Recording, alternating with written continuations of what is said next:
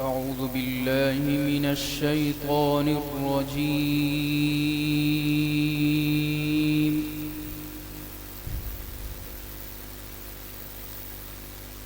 بسم الله الرحمن الرحيم.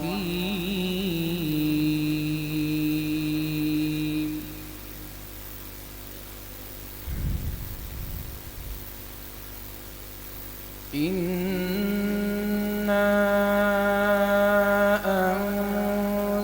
أنزلناه في ليلة القدر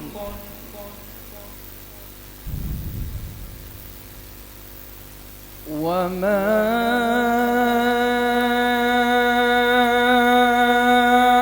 أدراك ما ليلة القدر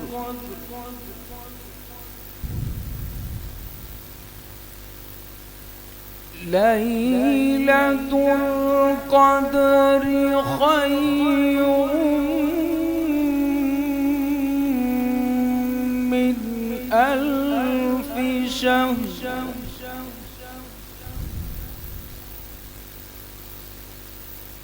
تنزل الملائكة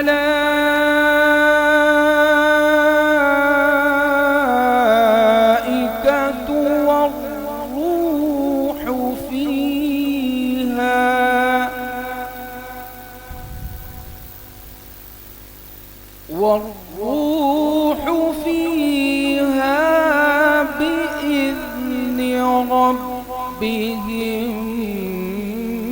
من كل أمر سلام هي حتى مطلع الفجر. صدق الله العظيم.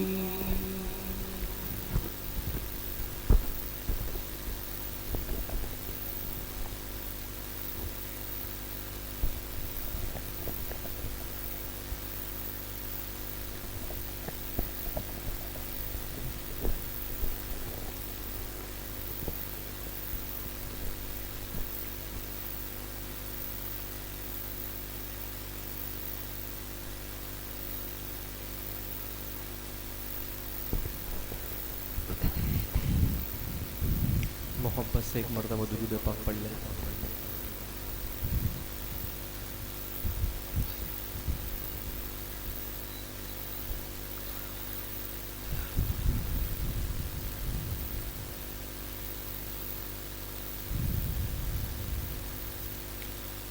انتہائی خوبصورت درد بھرا کلام ہے جو آپ حضرات کے سامنے پیش کرنے لگا ہوں.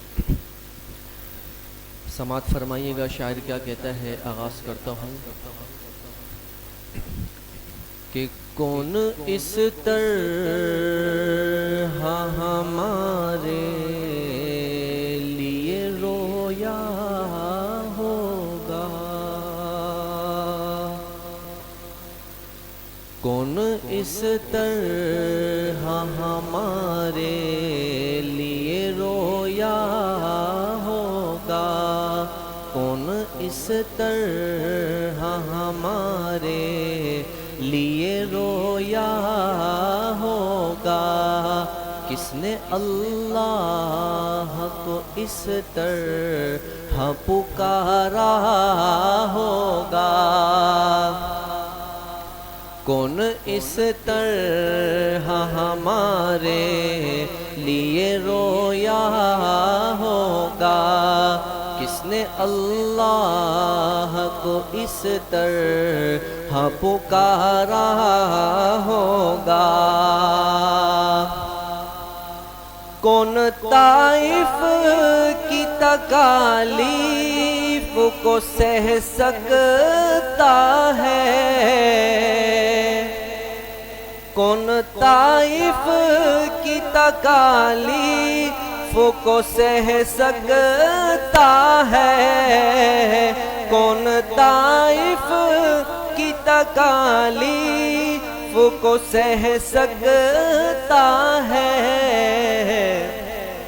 کون ہے اپنے لہو میں جو نہایا ہوگا؟ کون ہے اپنے لہو میں جو نہایا ہوگا؟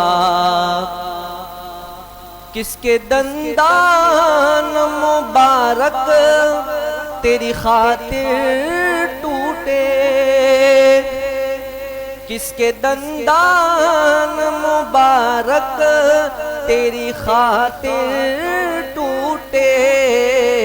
کس کے دندان مبارک تیری خاطر ٹوٹے؟ کون آقا کی طرح سامنے آیا ہوگا؟ کون آقا کی طرح سامنے آیا ہوگا؟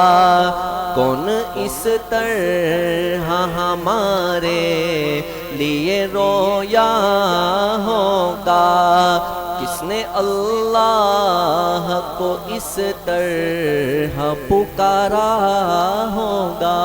اور کس نے گالی بھی سہی اور دعائیں بھی دی؟ کس نے گالی بھی سہی اور دعائیں بھی دی؟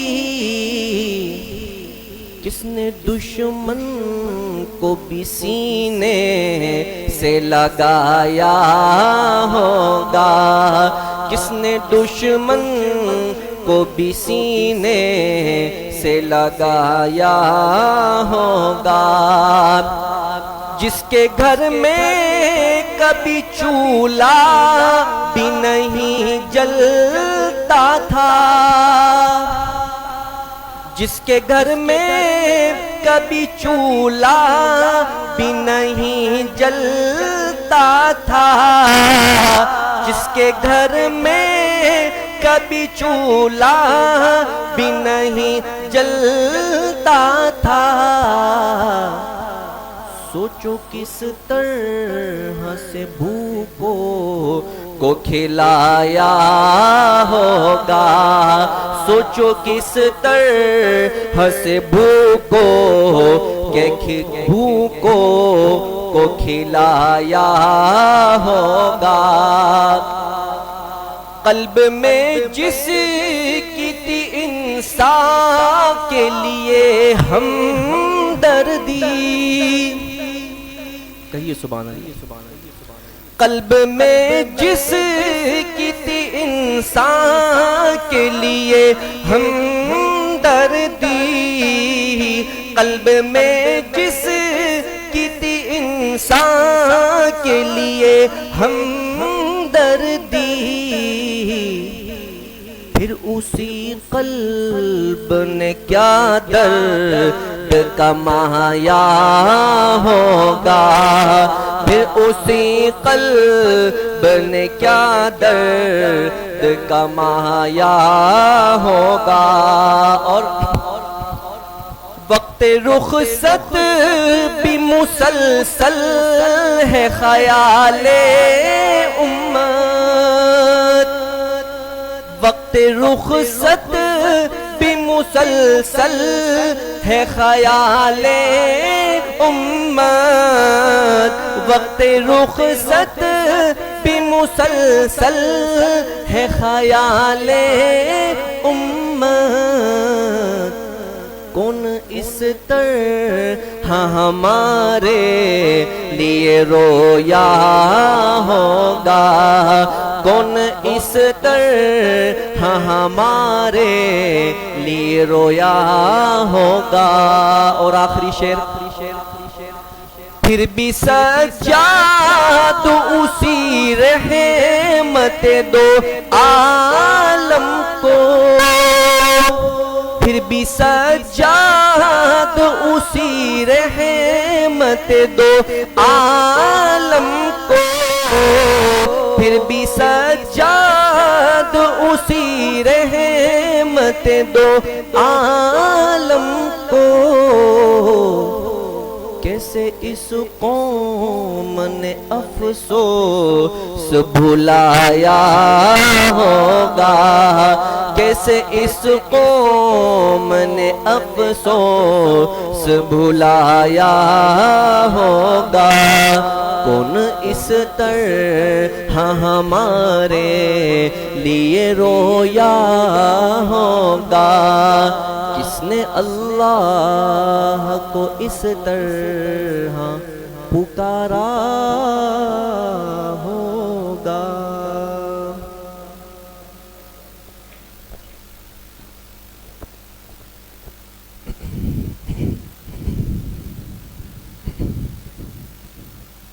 ایک اور کلام پیش کرنے لگا ہوں، محبت سے سماعت فرمائیے گا۔ شاعر کہتا ہے، نازل ہوا ہے ان پر، نازل ہوا ہے ان پر قرآن کتنا پیارا،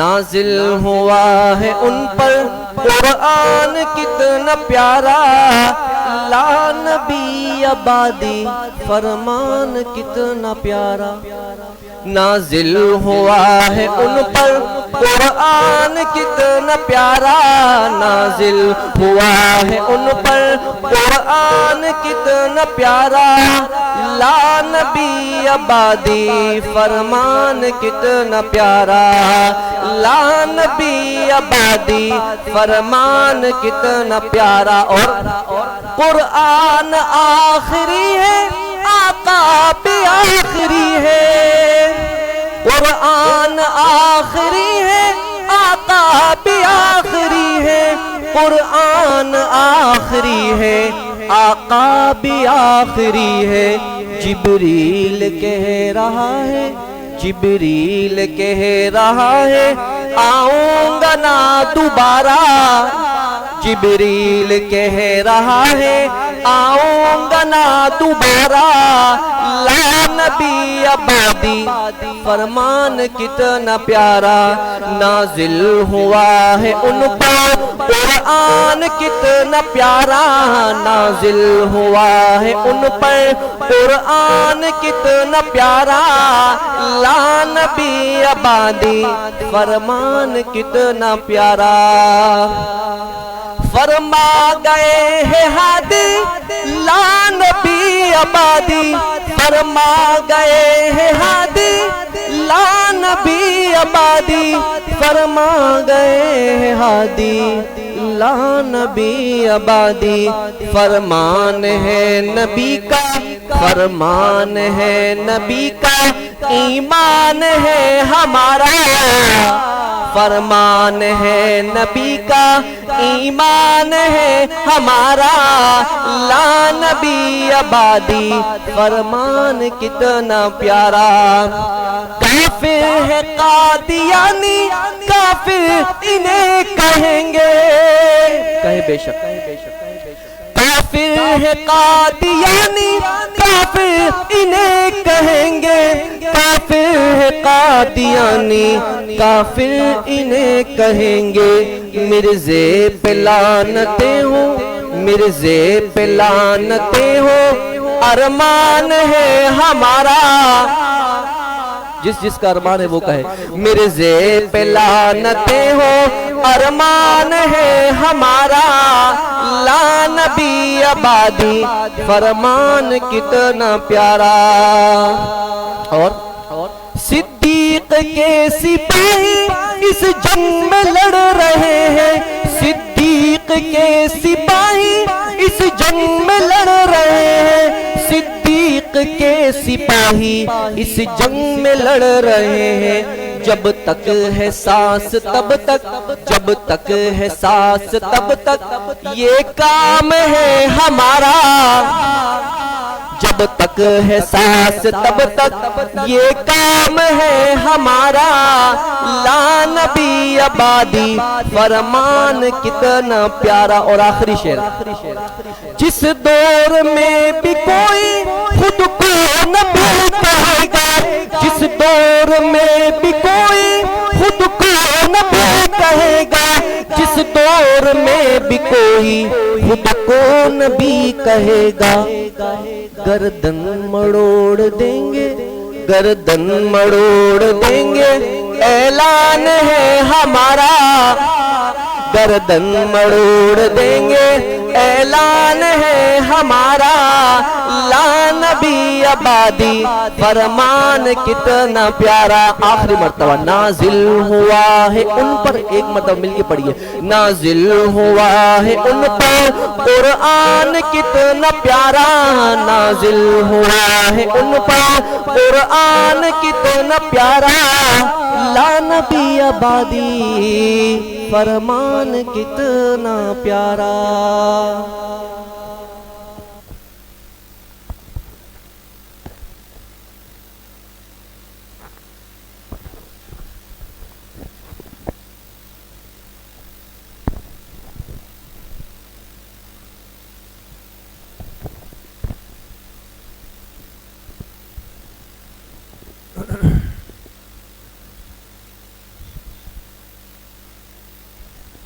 السلام علیکم ورحمۃ اللہ۔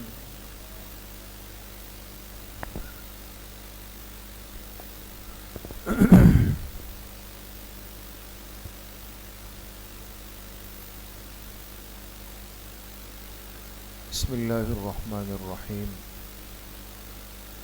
الحمد للہ وکفا وسلام علی عبادہ الذین اصطفیٰ، خصوصاً علی سید الرسل وخاتم الانبیاء وعلی آلہ واصحابہ الاتقیاء۔ اللہم صل علی محمد وعلی آل محمد کما صلیت علی ابراہیم وعلی آل ابراہیم انک حمید مجید۔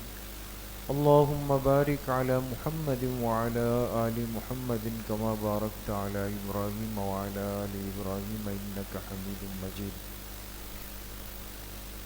میرے انتہائی قابل قدر دوستوں، بھائیوں اور بزرگوں، الحمدللہ آج اس مبارک عشرے کی دوسری طاقرات میں 23ویں شب میں ہم سب جمع ہیں۔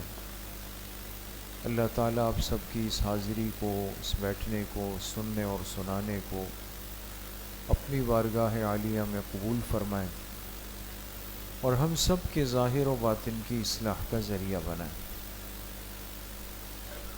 آج حسن اتفاق یہ ہے کہ طاق رات بھی ہے اور شب جمعہ بھی ہے، اور پھر رمضان بھی ہے، رمضان کا آخری عشرہ بھی ہے، معتکفین ساتھیوں کی صحبت بھی ہے، اللہ کا گھر بھی ہے، رات کا وقت بھی ہے، اور سب سے بڑی بات یہ ہے کہ صرف اللہ کی محبت میں آئے ہوئے ہیں۔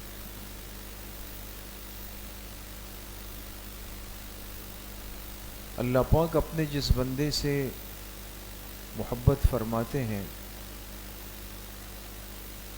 اس بندے کی مجلس کو، اس کی صحبت کو اور اس کی نسبت کو اچھا کر دیتے ہیں، اور اللہ جس بندے سے ناراض ہوتے ہیں اس بندے کی مجلس کو، صحبت کو، نسبت کو اللہ پاک خراب کر دیتے ہیں۔ ہمارا اس مجلس میں بیٹھنا دوستو اس بات کی دلیل ہے انشاءاللہ کہ اللہ ہم سب سے راضی ہیں، اور ہمیں اس بات کی فکر کرنی ہے کہ آج کی اس رات میں جتنی ساری نسبتیں خیر کی جمع ہیں، ہم ان ساری نسبتوں کو حاصل کرنے والے بن جائیں۔ اس دنیا میں میرے دوستوں بزرگوں کوئی انسان یہ نہیں چاہتا کہ وہ ناکام ہو جائے،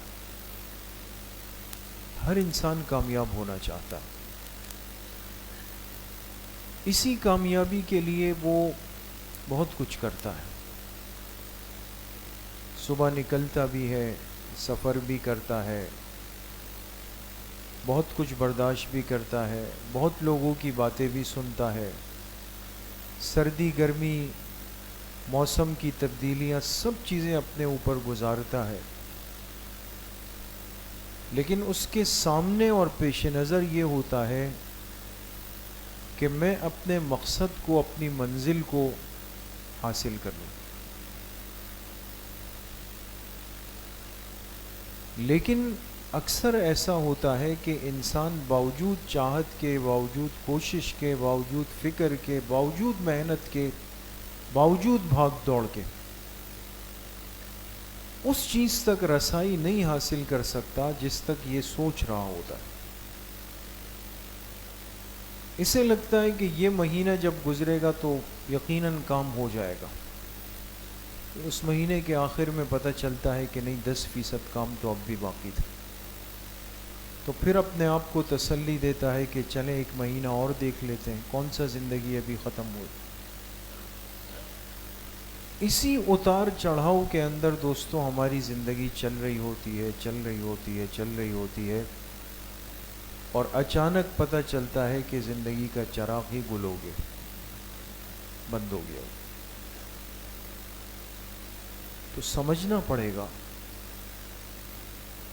کہ ہم اگر واقعی اپنی زندگی کو کامیاب کرنا چاہتے ہیں تو اس کے لیے کیا کرنا چاہیے. ایک سیدھی سی ضابطے کی بات ہے کہ ہر کام کی ایک ترتیب ہوتی ہے دوستو. بے ترتیبی کے ساتھ تو آج تک انسان پہلی منزل پہ بھی نہیں جا سکتا. اگر ابھی کوئی ساتھی کہے نا کہ مجھے مسجد کی پہلی منزل پہ جانا ہے تو یہ کیا کرے گا؟ چھلانگ لگانے کی کوشش کرے گا؟ نہیں، سیڑھیوں پہ جائے گا، ایک ایک قدم ایک ایک سیڑھی پر رکھے گا. لیکن اگر کہے کہ یار یہ 60 سیڑھیاں کون چڑھے، میں تو بڑا پھرتیلا ہوں، جمناسٹک کا کھلاڑی ہوں اور روز ایکسرسائز کرتا ہوں، مار سکتا ہوں چھلانگ، اور پیچھے جائے اور پھر چھلانگ لگانے کی کوشش کرے تو چلا جائے گا اوپر. ہو سکتا ہے چلا جائے لیکن بہت اوپر. نہیں سمجھے بات؟ پہلی منزل والا تو نہ ہو لیکن اس سے بہت اوپر چلا جائے.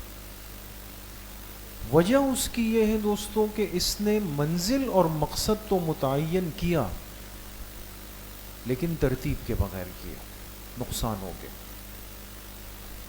اللہ نے دنیا کے نظام کو اسی طرح رکھا ہے. کوئی کام چاہے چھوٹا ہو، درمیانہ ہو، بڑا ہو یا بہت بڑا ہو،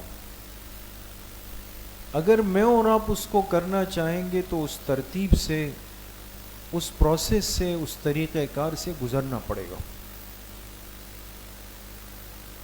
علماء نے اس کی مثال بھی دی کہ دیکھیں ایک کسان ہوتا ہے نا، وہ کسی فصل کا، کسی پھل کا بیج زمین کے اندر ڈالتا ہے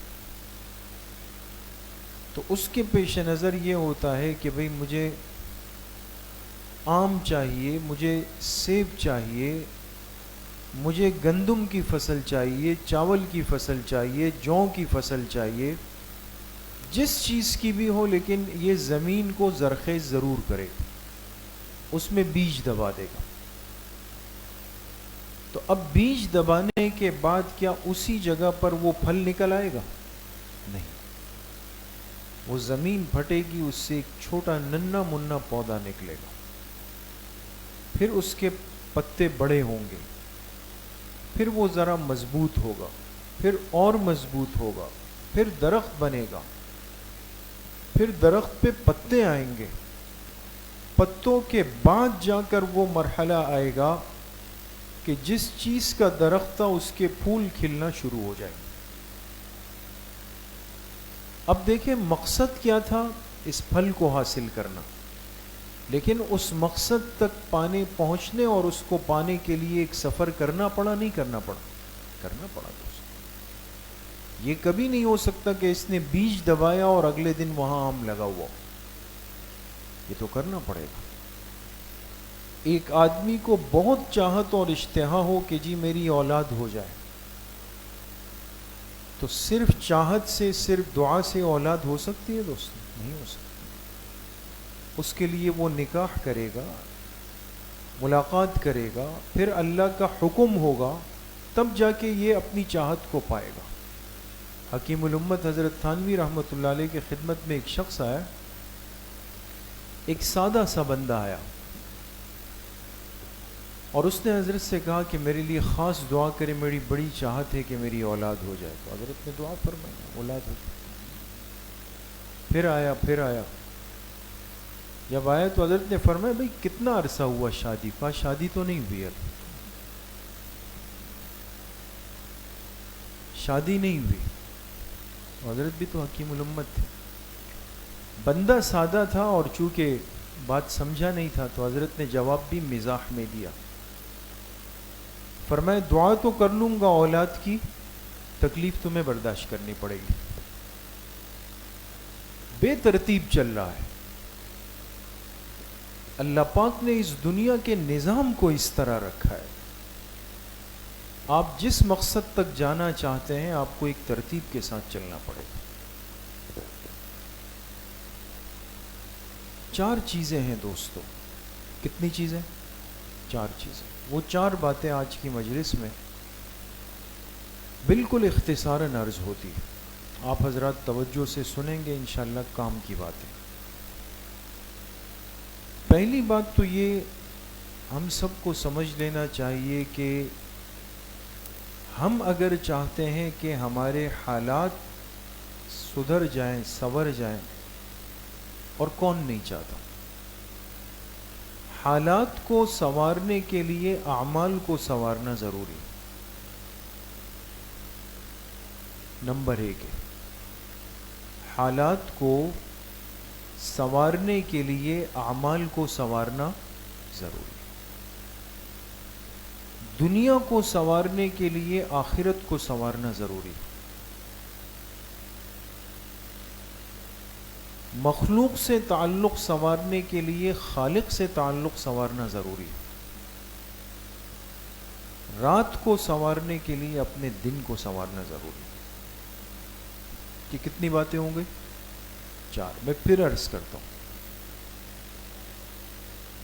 احوال اور حالات کو سنوارنے کے لیے اعمال کو سنوارنا ضروری ہے۔ نمبر 2،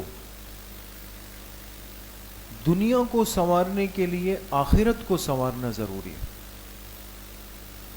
نمبر 3، مخلوق سے تعلق سنوارنے کے لیے خالق سے تعلق سنوارنا ضروری ہے۔ رات کی زندگی کو سنوارنے کے لیے دن کی زندگی کو سنوارنا ضروری ہے۔ یہ 4 باتیں اور بالکل سادہ سی باتیں۔ پہلی بات جو سب سے اہم ترین ہے، اس لیے کہ ہر ایک آج اس فکر میں ہے کہ میرے حالات بہتر ہو جائیں۔ جو بھی حالات ہیں، کاروبار کے ہیں، تجارت کے ہیں، تعلیم کے ہیں، رشتوں کے ہیں، گھر کے ہیں، جو بھی ہے، احوال بہتر ہوں گے اعمال کے بہتر ہونے سے۔ یہ نہیں ہو سکتا کہ اعمال بگڑے ہوئے ہوں، اعمال کے بغیر زندگی ہو اور احوال 1 نمبر کے ہمیں مل جائیں، یہ کبھی بھی نہیں ہو سکتا دوست۔ احوال کی بہتری کے لیے، حالات کی بہتری کے لیے بہت ضروری ہے کہ بندہ اپنے اعمال کو خوبصورت بنائے، اپنے اعمال کے اوپر محنت کرے گا۔ اور یہ قرآن کہہ رہا ہے دوستو، من عمل صالحا من ذکر او انثی، خواہ مرد ہو خواہ عورت ہو، اگر وہ نیک عمل کرے گا تو فَلَنُحْيِيَنَّهُ حَيَاةً طَيِّبَةً، تو ہم اس بندے کو ضرور بالضرور خوشگوار زندگی عطا کریں گے۔ تو آج اعمال پر تو محنت نہیں ہے، یا ہے تو برائے نام ہے، اور ہر بندہ یہ چاہتا ہے کہ احوال حالات میں انقلابی تبدیلی آئے۔ ہر بندہ چاہتا ہے کہ قرون اولیٰ کی برکتیں اتریں، صحابہ کے دور کی یادیں تازہ ہو جائیں، خلافت راشدہ کا پاکیزہ نظام ہم اپنی آنکھوں سے کب دیکھیں گے؟ اور اعمال کا سفر بالکل ریورس جا رہا ہے، الٹا ہو کے جا رہا ہے دوست۔ تو یہ کیسے ممکن ہے کہ جب بندہ اپنے اعمال بگاڑ دے اور احوال کو سنوارنے کی طرف دیکھ رہا ہو، ان دونوں باتوں میں جوڑ ہی نہیں ہو سکتا دوست. ہاں جو اپنے اعمال کو اچھا کرے گا احوال خود بہتر ہو جائیں گے. اور اس کی ایک بہت اچھی سادہ مثال وہ قرآن کریم سے ہے. قرآن میں ایک ایسی صورت ہے جس میں تقریباً پوری صورت میں ایک اللہ کے پیغمبر کا واقعہ ہے. پوری صورت میں کون سی صورت ہے؟ سورہ یوسف. اس سورہ یوسف کے اندر حضرت یوسف علیہ السلام کا واقعہ ہے، اور ان پر جو حالات گزرے وہ تفصیلات آپ وقتاً فوقتاً علماء سے بڑوں سے سنتے ہیں کہ جن کے بچپن سے لے کر کے زندگی کے بڑے حصے کی زندگی بڑی آزمائش میں گزری. اپنے بھائیوں کے حسد کا شکار ہوئے. سگے بھائیوں نے بچپن میں لے جا کر کے ایک کنویں کے اندر پھینک دیا تھا، صرف اس وجہ سے کہ والد کی حضرت یعقوب علیہ السلام کی توجہ اس بھائی کی طرف کیوں زیادہ ہے. حسد کیا تو بہانے سے لے گئے اور اندھے کنویں کے اندر پھینک دیا، یہ سوچ کر کے چلے جی یہ تو یہاں پہ مر کھپ گئے، ختم ہو گئے. لیکن جسے اللہ رکھے اسے کون چکھے. اللہ نے بچانا بھی تھا، بڑا بھی کرنا تھا، مصر کا بادشاہ بھی بنانا تھا. زندہ رہ گئے، لیکن اس سے بڑی آزمائش کیا آئی کہ کنویں سے نکالنے والوں نے غلام بنا کر مصر کے بازار میں بیچ دیا. ایک کنویں سے تو نکلے لیکن بڑے کنویں میں آ گئے، غلامی کی زندگی میں آ گئے. وہ آزمائش چل رہی کہ اس سے بڑی آزمائش آئی کہ جس گھر میں رہ رہے تھے اسی گھر کی عورت نے ان کو گناہ کی طرف آمادہ کرنا چاہا، گناہ کی دعوت دی. پاک دامن تھے، تربیت تھی، والد کی تربیت اچھی تھی تو اپنے آپ کو اس گناہ سے بچا لیا.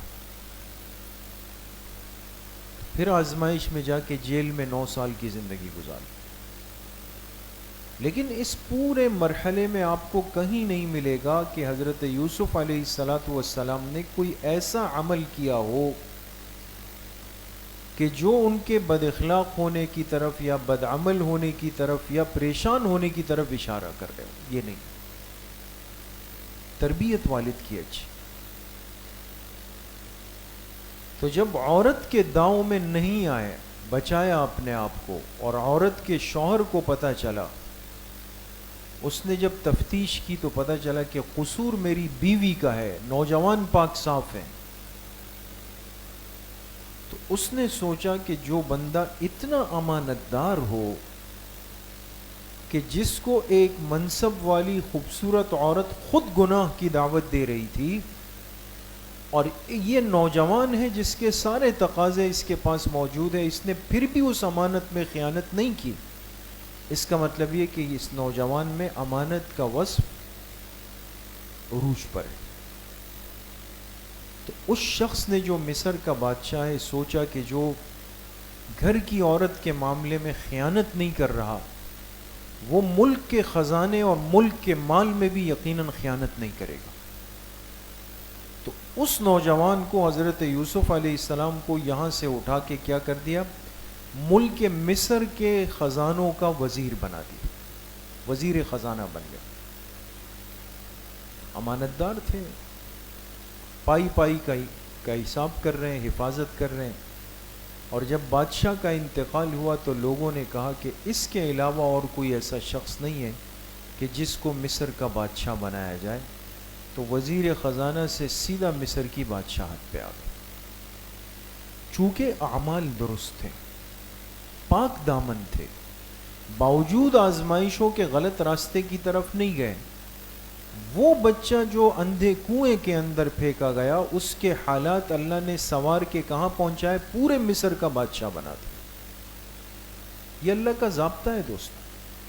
وقت ضرور لگتا ہے، ایک سفر ضرور ہوتا ہے، لیکن میرے عزیزو دوستو بزرگو ترتیب یہی ہے ہم اپنے اعمال کو درست کریں، احوال ضرور درست ہو جائیں گے۔ دوسری بات، جو بندہ چاہتا ہے کہ اس کی دنیا سنور جائے، دنیا اچھی ہو جائے، تو ضروری ہے کہ وہ کس کو سنوارے؟ اپنی آخرت کو، اپنی آخرت کو سامنے رکھے۔ اب دیکھیں دوستو، ہم مسلمان ہیں، ہم نے کلمہ پڑھا ہے، صاحب ایمان ہے، سب چیزوں پر ہمارا ایمان ہے،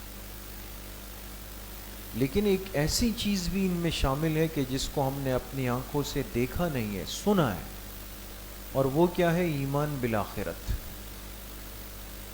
ہمیں بتایا گیا کہ مرنے کے بعد ایک زندگی ہے، ہمیں بتایا گیا کہ مرنے کے بعد ایک عالم ہے، حساب کتاب ہوگا، اللہ کا عرش ہوگا، اس کا سایہ ہوگا، پل صراط ہوگا، ترازو لگے گا، اعمال تولے جائیں گے، جنت جہنم ہوگی، فیصلہ ہوگا، اور ہمیشہ کی جنت یا ہمیشہ کی جہنم دیکھی کسی نے نہیں، لیکن الحمدللہ ہم سب کا اس پر ایمان ہے، آخرت پر ایمان ہے ہمارا۔ اب اس آخرت کے ایمان کا تقاضا یہ ہے کہ ہمیں اس آخرت کی فکر ہو۔ وجہ، دنیا کی زندگی 60-70 سال کی، یعنی اس کا اینڈ ہے، اختتام ہے، یا اس سے بھی بہت کم، یا اس سے ایک 8-7 سال اوپر ہو جائے گا، لیکن ختم ہو جائے گا۔ اور آخرت کی زندگی کا کوئی اختتام نہیں ہے۔ دنیا کی تکلیفیں عارضی ہیں، جتنی بھی بڑی ہو، لیکن عارضی ہے، اور آخرت کی تکلیف اور مصیبت وہ دائمی ہے۔ دنیا کی خوشی چاہے جیسی بھی ہو عارضی ہے، آخرت کی خوشی وہ دائمی ہے۔ عقل کہتی ہے، عقل مند بندہ فیصلہ کرتا ہے کہ اس ہمیشہ کے لیے اس عارضی کی قربانی قبول کر لینی چاہیے۔ سمجھ میں آ گیا؟ تو لہٰذا ہمیں آخرت کی تیاری، آخرت کی سوچ، آخرت کی فکر وہ سامنے ہو۔ جب بندہ آخرت کو سامنے رکھتا ہے نا، ہر معاملے کے اندر کوئی بھی کام ہو فوراً سوچے کہ بھئی یہ کاروبار، یہ لین دین، یہ حساب کتاب، یہ چیز کرنا، ایسا تو نہیں ہے کہ آخرت میں میری پکڑ ہو جائے گی، یہ سوچتا ہے ہر وقت۔ تو جو بندہ آخرت کو سنوارنے میں لگتا ہے، اللہ اس کی دنیا کو ضرور سنوار دیتے ہیں، وہ پھر خراب نہیں ہوتی۔ اب ہم دنیا کو سنوارنے کے لیے ساری چیزوں کو جمع کر کے بیٹھے ہوئے، ساری چیزیں، لیکن مجال ہے کہ وہ ہاتھ میں آ رہی، وہ نہیں سنورتی۔ آپ ایک چیز کو بنانے میں لگتے ہیں، اور جب لگتا ہے کہ بس یہ کام اینڈ پہ ہے، پتہ چلا یہاں 10 کام اور خراب ہو گئے۔ اس کی طرف آتے، پتہ چلا یہاں اور مسئلہ ہو گیا، اس کی طرف، بس اس کولو کے بیل کی طرح ہم چکر لگا رہے ہوتے ہیں، دنیا کے معاملات سنور کے نہیں دے رہے۔ وجہ ہے کہ آخرت کو بھول چکے ہیں، آخرت سے غافل ہے، وہ ہمارے فکر و خیال میں بھی نہیں ہے دوستو۔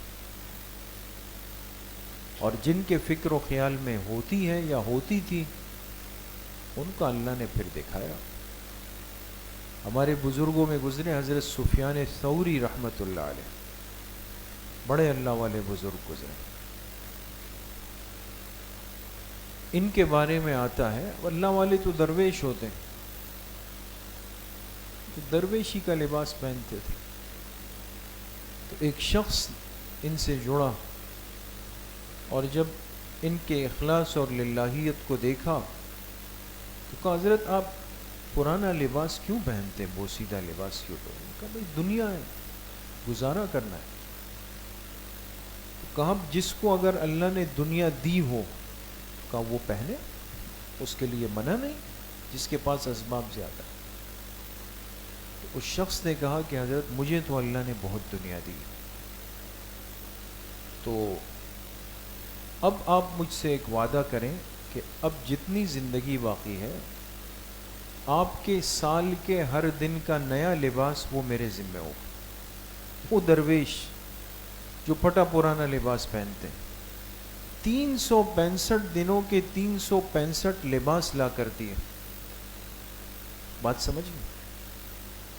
خود تو اس دنیا کے لیے محنت نہیں کی نا دوستو، لیکن یہ دنیا کے اسباب سنور گئے اس لیے کہ آخرت بنائی ہوئی تھی. تو کہتے ہیں حضرت کیا کرتے تھے، وہ نیا جوڑا ایک دن پہنتے تھے اور جب رات ہوتی تھی تو وہ نکال کے اس کو صدقہ کرتے تھے، پھر اگلے دن دوسرا پہنتے تھے، پھر رات کو صدقہ کرتے، پھر تیسرے دن تیسرا، پھر رات کو صدقہ کرتے. روزانہ نیا لباس پہننا، صاف ستھرا تو پہن سکتا ہے، روزانہ نیا لباس پہننا شاید بادشاہوں کے حصے میں بھی نہیں آتا ہو، لیکن درویشوں کو اللہ پاک نے پہنایا. ہمارے پڑوس میں ہندوستان کے اندر بڑے اللہ والے گزرے ہیں. ایک بڑی مشہور جگہ ہے، لوگوں کی عقیدت کا مرکز بھی ہے، جس میں ایک بڑے اللہ والے آرام فرما ہے، اجمیر شریف. نام سنا ہے دوست؟ اجمیر شریف کے اندر اولیاء کے ایک بڑے سردار مدفون ہے، حضرت خواجہ معین الدین چشتی اجمیری رحمۃ اللہ علیہ. اور ہمارے سلسلہ چشتیہ کی بنیاد وہاں سے چلتی ہے، انہی سے جا کے سلسلہ چشتیہ جو ہے یہ جڑ جاتا ہے. اتنے بڑے اللہ والے گزرے، اور وہ واحد ہستی ہے کہ آج بھی ہندوستان کے اندر ان کے مزار اور ان کی قبر پر مسلمان تو خیر آتے ہی ہیں، اس میں تو شک نہیں ہے، لیکن بلا تفریق مذہب اور دین، ہندو، سکھ، پارسی، عیسائی، سب بلا تفریق وہ ان کی قبر پہ آتے ہیں، اور ہر ایک کو لگتا ہے کہ یہاں آنے کے بعد ہمیں ایک سکون ملتا ہے. کہتے ایک انگریز آیا ہندوستان کی سیاحت کرنے کے لیے، دیکھنے کے لیے، گھومنے پھرنے کے لیے. انگریز سیاح ہوتے ہیں نا، تو جب وہ واپس گیا تو وہاں لوگوں نے اس سے پوچھا کہ ہندوستان کو کیسے پایا. کہا بہت تاریخی ملک ہے، بہت کچھ ہے، لیکن سب سے تعجب کی بات جو میں نے دیکھی وہ میں آپ کو بتاتا ہوں کہ ایک ایسا بندہ ہندوستان میں ہے کہ جو سویا ہوا تو قبر میں ہے، لیکن حکومت زندہ انسانوں پہ کر رہا ہے. سویا ہوا تو قبر میں ہے، لیکن حکومت زندہ انسانوں پہ کر رہا ہے. اللہ نے اتنی محبت لوگوں کے دلوں میں رکھی تھی کہ وہ انگریز متاثر ہوا. اب حضرت خواجہ معین الدین چشتی رحمۃ اللہ علیہ تو دنیا سے جا چکے ہیں، اپنی قبر میں ہے وہ، لیکن ابھی تک اللہ پاک نے دنیا والوں کے دلوں میں ان کی محبت رکھی ہوئی. کہتے ہیں بنو عباس کے جو سب سے بڑے خلیفہ گزرے، خلیفہ ہارون الرشید، یہ بڑے نیک آدمی تھے. 1 سال حج کرتے تھے اور 1 سال جہاد کرتے تھے. 1 سال حج پہ جاتے تھے، 1 سال جہاد پہ. اور حج پہ آتے تھے تو ہزاروں علماء کو ساتھ لاتے تھے، جہاد پہ جاتے تھے تو ہزاروں علماء کو ساتھ لے جاتے تھے. کبھی تہجد نہیں چھوڑی، بہت نیک انسان تھے. یہ وہ دور تھا کہ جس میں امام اعظم ابو حنیفہ رحمۃ اللہ علیہ کے بڑے شاگرد امام ابو یوسف رحمۃ اللہ علیہ کا دور تھا. امام اعظم ابو حنیفہ رحمۃ اللہ علیہ کا نام سنا ہے نا دوستو، جن کی وجہ سے ہم اپنے آپ کو حنفی کہتے ہیں، احناف کہتے ہیں. مسائل میں ہم ان کے متبع ہیں، ان کو فالو کرتے ہیں. ان کے خاص شاگرد ہیں، بڑے شاگرد امام ابو یوسف رحمۃ اللہ علیہ. اصل نام ان کا یعقوب ہے، لیکن مشہور اپنی کنیت سے ہوئے امام ابو یوسف رحمۃ اللہ علیہ. ان کی قبر عراق میں ہم نے دیکھی ہے. امام ابو یوسف رحمۃ اللہ علیہ کی قبر پہ ہم حاضر ہوئے. تو ہارون الرشید اپنے محل میں تھا، اور اس کا معمول تھا کہ جب شام ہوتی تو یہ کیا کرتا، یہ محل کی جو ایک کھڑکی تھی جو باغ کی طرف کھلتی تھی اس میں آ کے بیٹھ جاتا تھا تاکہ ذہن تازہ ہو جائے. اور اس کے محل کے ساتھ ہی جو ہے وہ بغداد کی جامع مسجد تھی جو نظر آتی تھی. اور امام ابو یوسف رحمۃ اللہ علیہ کا حلقہ لگتا تھا علم کا.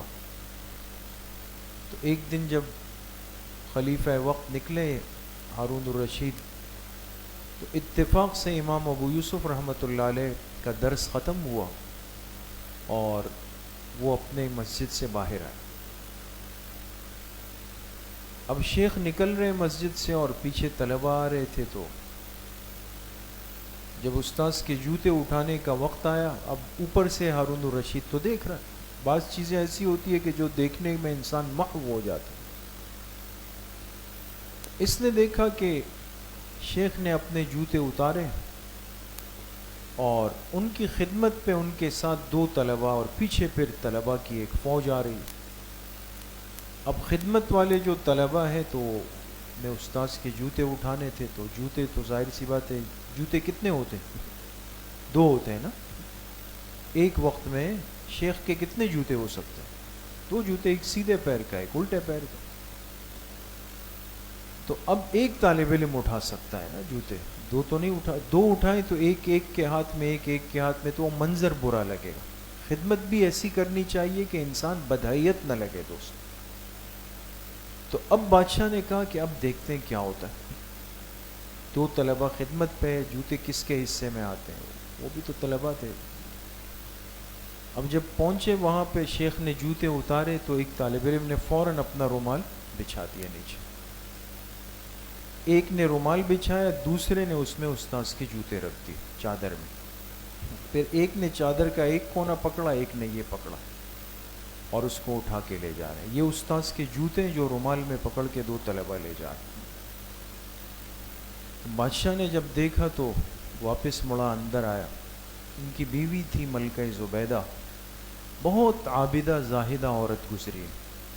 آج بھی جب حاجی جاتے ہیں نا میدان عرفات، اللہ سب کو حاضری نصیب فرمائے، تو میدان عرفات کے اندر بالکل جبل رحمت جو خاص جگہ ہے، وہاں آج بھی وہ جگہ انہوں نے محفوظ کی ہوئی ہے جہاں نہر زبیدہ جہاں آ کے پہنچتی تھی. اس عورت نے بہت بڑا کام کیا تھا کہ حاجیوں کو پانی کی تکلیف پیدا ہوئی تو اس نے ہزاروں مزدوروں کو لگا کر کے ایک نہر کھینچی تھی پانی کی، جس کو نہر زبیدہ کہتے ہیں. ابھی بھی اس کے آثار موجود ہیں. تو بڑی نیک عورت تھی. اس نے پوچھا اپنے شوہر سے، ہارون الرشید سے، کہ بھئی آپ کیوں جلدی اندر آ گئے؟ کہا ایک چیز نے بہت دل پر اثر کیا. کہا ہم سمجھتے ہیں کہ ہم بنو عباس کے خلفاء ہیں اور آدھی دنیا پر ہماری حکومت ہے. کہا اصل حکومت ابھی دیکھ کر آیا ہوں نیچے. اصل حکمران یہ ہے کہ جن کے جوتے لینے کے لیے طلبہ آپس میں لڑتے ہیں. ہم سے تو لوگ ظاہر میں جھک کے ملتے ہیں لیکن دل میں گالیاں اور غیبتیں کرتے ہیں ہمارے لیے. عرض کرنے کا مقصد دوستو یہ ہے کہ جب بندہ اپنی آخرت پر محنت کرتا ہے، اللہ پاک دنیا کے احوال ضرور سنوار دیں گے. تیسری بات، اگر بندہ یہ چاہتا ہو کہ مخلوق سے میری بن کر رہے تو خالق سے بنا کر رکھنا بہت ضروری ہے. اللہ سے تعلق خراب ہو، پھر مخلوق سے بنانے کے لیے ہم بہت کچھ کرتے ہیں اور سب کچھ کرتے ہیں، لیکن کوئی بھی راضی نہیں ہوتا. کوئی راضی نہیں ہوتا. ہر ایک پھر بھی اتنا بڑا منہ بنا کے گھوم رہا ہوتا، ناراض ہے. ارے بھائی میں نے کیا ہے، میں تو آپ کے ساتھ اچھا کر رہا ہوں، اچھا سلوک کر رہا ہوں. یہ اللہ کا نظام ہے دوستو. حضرت امیر معاویہ رضی اللہ عنہ جب خلیفۃ المسلمین بنے نا، تو انہوں نے خط لکھا ام المومنین حضرت عائشہ صدیقہ رضی اللہ عنہ کو. خط لکھا اور خط لکھ کر کہا کہ آپ امت کی ماں ہیں، آپ کی وجہ سے دین کا آدھا علم امت کے پاس ہے، اور مجھے اس امت نے آج خلیفہ بنایا، مجھے کوئی نصیحت فرما دیجیے. اتنی بڑی شان والے کاتب وحی صحابی ہیں، لیکن اپنے آپ کو نصیحت کا محتاج سمجھا. مجھے کوئی نصیحت فرما دیجیے. تو ام المومنین حضرت عائشہ صدیقہ رضی اللہ عنہ نے اس کاغذ کے پیچھے لکھا کہ میں آپ کو وہ نصیحت کرتی ہوں جو میں نے جناب نبی کریم صلی اللہ علیہ وسلم سے سنی، ترمذی شریف میں روایت موجود ہے، اور اس میں ام المومنین نے لکھا کہ جو شخص مخلوق کو راضی کرنے کے لیے اللہ کو ناراض کرتا ہے، جو شخص مخلوق کو راضی کرنے کے لیے اللہ کو ناراض کرتا ہے، اللہ اسی مخلوق کے دل میں اس شخص کی نفرت ڈال دیتے ہیں۔ حالانکہ آپ اس کا کام کر رہے ہوں گے، لیکن اللہ کو ناراض کر کے کر رہے ہیں نا۔ اور پھر لکھا جو شخص اللہ کو راضی کرنے کی وجہ سے مخلوق کو ناراض کر دے، جو شخص اللہ کو راضی کرنے کی وجہ سے مخلوق کو ناراض کر دے، اسی مخلوق کے دل میں اللہ پاک اس شخص کی محبت ڈال دیتے ہیں۔ اللہ کا ضابطہ یہ ہے دوست۔ تو اب مسئلہ یہ ہے، ہم کہتے ہیں کہ مجھ سے سب راضی ہو جائیں، بھائی بھی راضی ہو، چچزاد بھائی بھی راضی ہو، محلے والے بھی راضی ہو، ملازم بھی خوش ہو، مزدور بھی خوش ہو، سب مجھ سے راضی ہو اور خوش ہو، لیکن وہ راضی نہیں ہوتے۔ اس کی وجہ یہ کہ شاید اللہ کو ناراض کر کے ہم آئے ہوتے، اور جب بندہ اللہ کو راضی کر لیتا ہے دوستوں، تو پھر چاہے ان لوگوں کو کچھ باتیں ضرور محسوس ہوں گی، آپ کی بری لگیں گی، دل کی نفرت نہیں ہوگی دوست۔ چوتھی اور آخری بات، جو شخص یہ چاہتا ہے کہ میری رات کی زندگی سنور جائے، تو اس کو اپنے دن کے لیے دن کی زندگی کو بنانا پڑے گا دوست۔ اب ہر شخص چاہتا ہے، ابھی تو رمضان کا مبارک مہینہ ہے، تو اب رات کو اٹھنا آسان ہے، تہجد پڑھنا آسان ہے، تلاوت آسان ہے، تراویح آسان ہے، لیکن دوستو یہ مہینہ جب ختم ہوگا نا اور یکم شوال گزر جائے گی، دو شوال کو آپ خود اندازہ لگا لیں گے کہ تہجد میں کون کون اٹھ سکتا ہے۔ 2 شوال، 2 اس لیے کہہ رہا ہوں کہ یکم شوال کو تو عید کی نماز پڑھنی تو آنا ہے، اس لیے وہ تو رات پھر بھی جاگ لیتے ہیں، ہمت کر لیتے ہیں، لیکن 2 شوال کو آپ دیکھیں فجر میں کیا حالت ہے۔ تہجد تو میں نے شاید زیادہ بول دیا، فجر میں آپ دیکھیں کہ کام ہو چکا ہوتا۔ تو اب ہر ایک کی چاہت ہے کہ جس طرح میں رمضان میں تہجد پڑھتا ہوں پوری زندگی پڑھوں، سب کی چاہت ہے نہیں ہے دوستو، ہے نا؟ پوری زندگی میں تہجد پڑھوں، میں پوری زندگی رات کو اٹھ کر اللہ کے سامنے بیٹھ کے دعا مانگوں، لیکن ہو نہیں پاتا، بہت مشکل ہوتی ہے، فجر بھی نکلتی ہے۔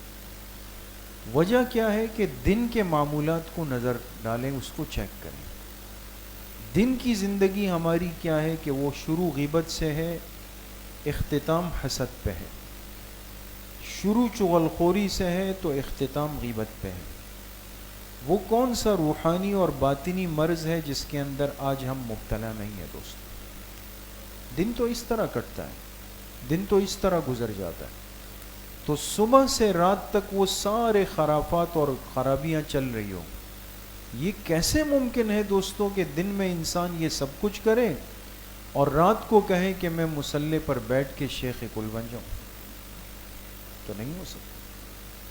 رات کے اٹھنے کے لیے آپ کو دن کو صحیح کرنا پڑے گا، اپنی زبان کو، آنکھ کو، ناک کو، کان کو، پیٹ کو، شرمگاہ کو، پیروں کو، ہاتھوں کو، ہر چیز کو درست سمت پہ لانا پڑے گا، اور یہ درست ہو جائے دن میں، پھر آپ دیکھیں رات کو، پھر انسان جب تک رات کے معمولات پورے نہیں کرتا اس وقت تک پھر اس کو چین نہیں آتا دوست، سکون کی نیند نہیں آتی پھر۔ تو یہ کتنی باتیں ہو گئی دوستوں؟ 4 باتیں ہو گئی۔ کون کون عمل کرے گا؟ انشاءاللہ سب کریں گے۔ اللہ کریم مجھے بھی آپ سب کو صحیح عمل کی توفیق نصیب فرمائیں۔ وآخر دعوانا ان الحمدللہ رب العالمین۔ انشاءاللہ بزرگوں کے ختمات پڑھیں گے، اور اس کے ساتھ ساتھ دوستوں آپ کو صلاۃ التسبیح کی نماز کا ایک پرچہ بھی دیا جا رہا ہے۔ صلاۃ التسبیح کی نماز ہوتی ہے نا، کتنی رکعتیں ہوتی ہیں؟ 4 رکعتیں ہوئی. اور یہ دیکھیں تاقراتیں نا اس میں خاص طور پہ پڑھیں. کل جمعہ بھی ہے، آج تاقرات بھی ہے، آگے 25ویں 27ویں 29ویں شب، ممکن ہے اگلا جمعہ بھی ہو. تو یہ ہمارا چھپا ہوا صلاۃ التسبیح کا پرچہ ہے، اس کو بالکل ساتھی ضائع نہیں کریں گے، یہ بڑی محنت سے بنا ہے. اس کو محفوظ کریں. اور اس کے بالکل بیک سائڈ پر ہم نے معمولات برائے سالکین بھی لکھتی ہیں، یہ بھی انشاءاللہ آپ کو فائدہ دیں گے. آنے والے دنوں میں 27ویں شب کو جب بیعت کا سلسلہ ہوتا ہے اس میں آپ کے سامنے بات آئی. تو جن کے پاس ختم خواجگان کے کارڈ نہیں ہیں وہ بھی لے لیں، اور صلاۃ التسبیح والا پرچہ لازمی ساتھی وصول کر کے اس کو محفوظ کر لیں. اس میں ہم نے پورا طریقہ محفوظ کر دیا ہے. اور آج کی رات پوری کوشش کریں گے کہ صلاۃ التسبیح کے 4 رکعتیں بھی ضرور پڑھیں گے نا انشاءاللہ. ہاں، شب جمعہ بھی ہے، 23ویں شب بھی ہے، تو اس کا بھی خاص اہتمام کریں.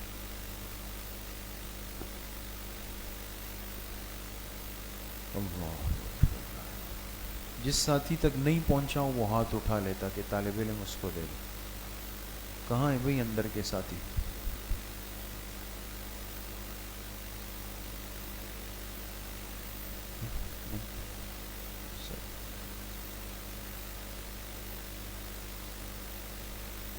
دے دے بھائی، شاباش، جلدی دے دے. ہاتھ اٹھائیں بھائی جن تک نہیں پہنچا ہو تاکہ پہنچ جائیں.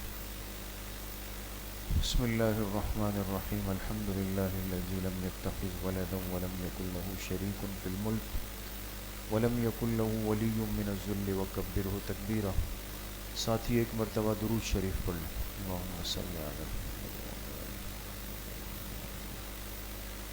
اللہم بارک علی. ایک مرتبہ سورہ فاتحہ پڑھ لیں. بسم اللہ الرحمن الرحیم. الحمد للہ. ایک مرتبہ درود شریف پڑھ لیں. اللہم صلی علی محمد وعلی آلہ.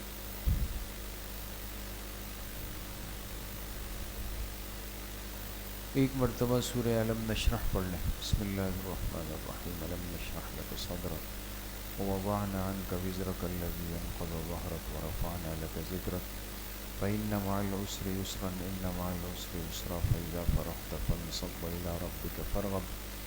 ایک مرتبہ سورہ اخلاص پڑھ لیں. بسم اللہ الرحمن الرحیم. قل هو اللہ احد اللہ الصمد. ایک مرتبہ سورہ فاتحہ پڑھ لیں. بسم اللہ الرحمن الرحیم. الحمد للہ رب العالمین. ایک مرتبہ درود شریف پڑھ لیں. اللہم صلی علی محمد.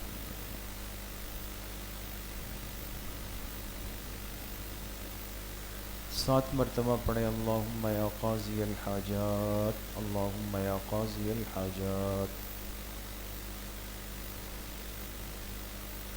7 مرتبہ پڑھیں. اللہم یا کافی المہمات. اللہم یا کافی المہمات. 7 مرتبہ پڑھیں. اللہم یا دافع البلیات. اللہم یا دافع البلیات. 7 مرتبہ پڑھیں. اللہم یا شافی الامراض. اللہم یا شافی الامراض.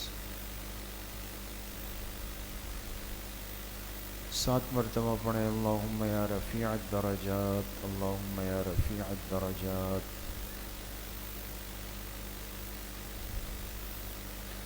7 مرتبہ پڑھیں. اللہم یا مجیب الدعوات. اللہم یا مجیب الدعوات.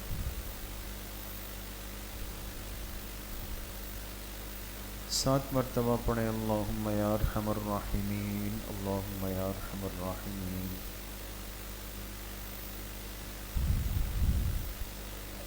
ایک مرتبہ درود شریف پڑھ لیں. اللہم صلی علی محمد.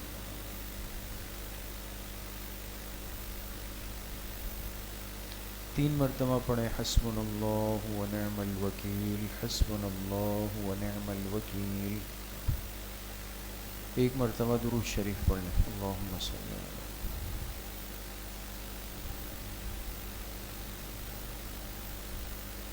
3 مرتبہ پڑھیں. یا خفی اللطف ادرکنی بلطفک الخفی. یا خفی اللطف ادرکنی بلطفک الخفی.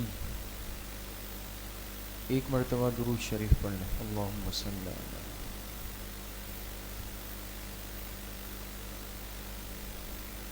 تین مرتبہ پڑھیں لا حول ولا قوة الا باللہ. لا حول ولا قوة الا باللہ. ایک مرتبہ درود شریف پڑھ لیں. اللہم صلی علی.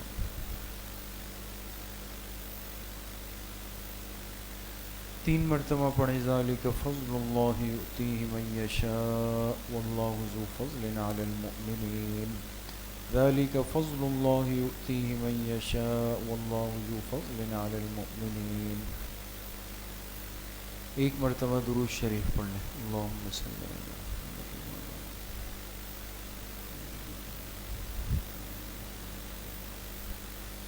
تین مرتبہ پڑھیں یا لطیفا بخلقہ یا علیما بخلقہ یا خبیرا بخلقہ.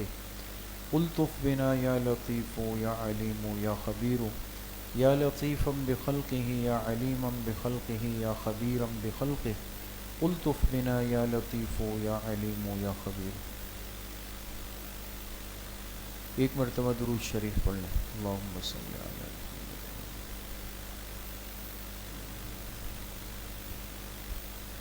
تین مرتبہ پڑھیں انا للہ و انا الیہ راجعون.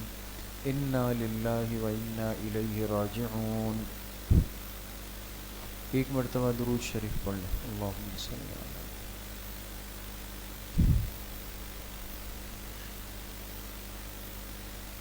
تین مرتبہ پڑھیں اللہ ولی الذین آمنوا. اللہ ولی الذین آمنوا. ایک مرتبہ درود شریف پڑھ لیں. اللہم صلی علی.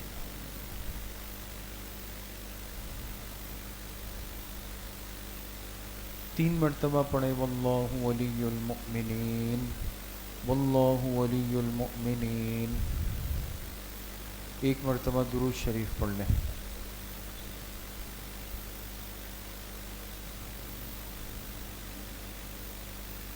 تین مرتبہ پڑھیں رب اغفر وارحم وانت خیر الراحمین. رب اغفر وارحم وانت خیر الراحمین. ایک مرتبہ درود شریف پڑھ لیں. اللہم صلی علی.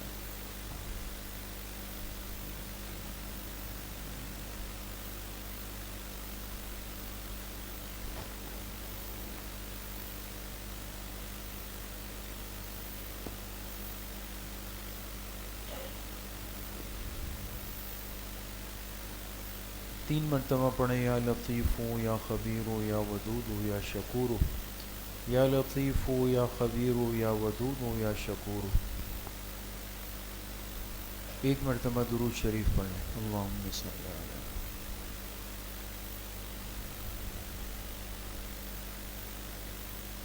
تین مرتبہ پڑھیں واعف عنا واغفر لنا وارحمنا انت مولانا فانصرنا علی القوم الکافرین.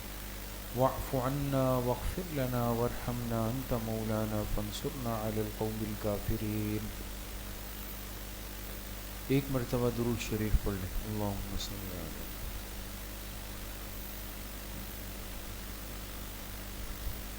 تین مرتبہ پڑھیں یا رحمان یا رحیم یا اللہ یا کریم. یا رحمان یا رحیم یا اللہ یا کریم. ایک مرتبہ درود شریف پڑھ لیں. اللہم صلی علی.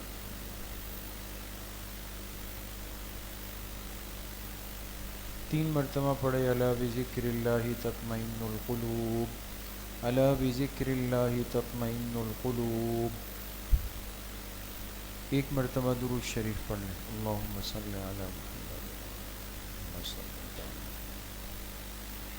اللہم بارک علی محمد وعلی آل محمد کما بارکت علی ابراہیم وعلی آل ابراہیم انک حمید مجید. جتنے ختمات مبارکہ پڑھے گئے ان کا ایصال ثواب جناب رسول اللہ صلی اللہ علیہ وسلم کو ان کی قبر مبارک میں اور آپ کے واسطے اور وسیلے سے پوری امت مسلمہ کے مرحومین کو اس کا ایصال ثواب کرتے ہیں. اللہ پاک سب کو اپنی شان کے مطابق پورا پورا اجر نصیب فرمائے.